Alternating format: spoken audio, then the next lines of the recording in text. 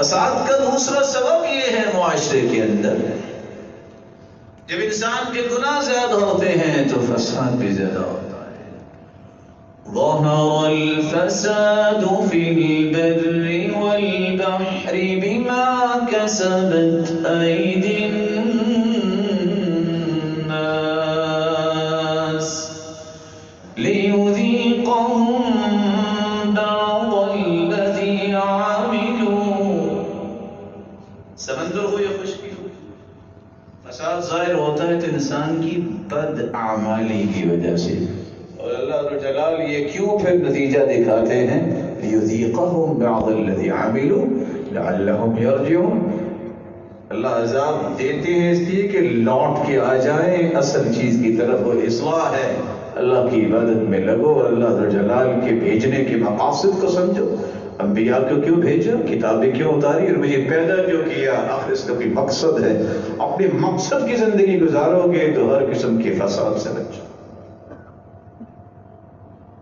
اس انفرادی زندگی کے بعد اجتماعی زندگی میں بھی فساد ہوتا ہے، تو جب میں اپنی عقل، خواہش، اپنے بچے اور بچے کی خواہش کو ترجیح دیتا ہوں، میری پریورٹیز دین نہیں ہوتا، دنیا ہوتی ہے، لالچ اور طمع ہوتا ہے، اور طرح طرح کے تخیلات ہوتے ہیں، جو فساد آ جاتا ہے۔ حدیث میں آتا ہے اذا اتاکم من ترضون دینہ وخلقہ فزوجوہ الا تفعلوہ تکن فتنة فی الارض وفساد عریض۔ جب تمہارے پاس ایسا انسان آئے جس کا دین اور اخلاق تمہیں پسند ہو تو بیٹی کا نکاح دے دو اسے۔ اگر تم نے دین اور اخلاق، دین سے مراد کہ اس شخص کا خالق سے تعلق خوبصورت ہو، عبادت گزار ہو، اور اخلاق سے مراد اس کا مخلوق سے تعلق اچھا ہو، اخلاق ہے، ادب ہے، احترام کرنا جانتا ہے، وہ بد زبان نہیں ہے، تو یہ دو خصلتیں جب نظر آئیں تو بیٹی کا نکاح کر دو۔ اگر تم نے ان دو معیاروں کو چھوڑ کر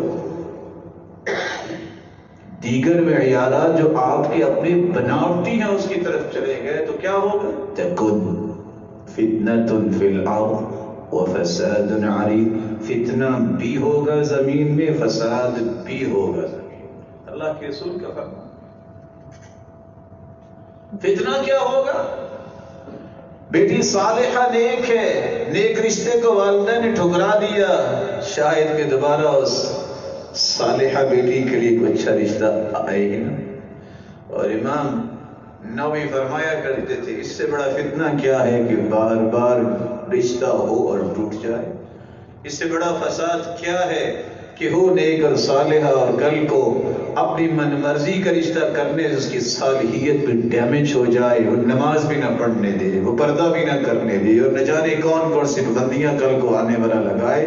اس لیے معاشرے کے اندر اجتماعی فساد سے بچنا ہے تو ذاتی خواہشات کو ذبح کرنا پڑے گا، ان پریورٹیز کو سیٹ کرنا پڑے گا جس کو شریعت نے متعین کیا۔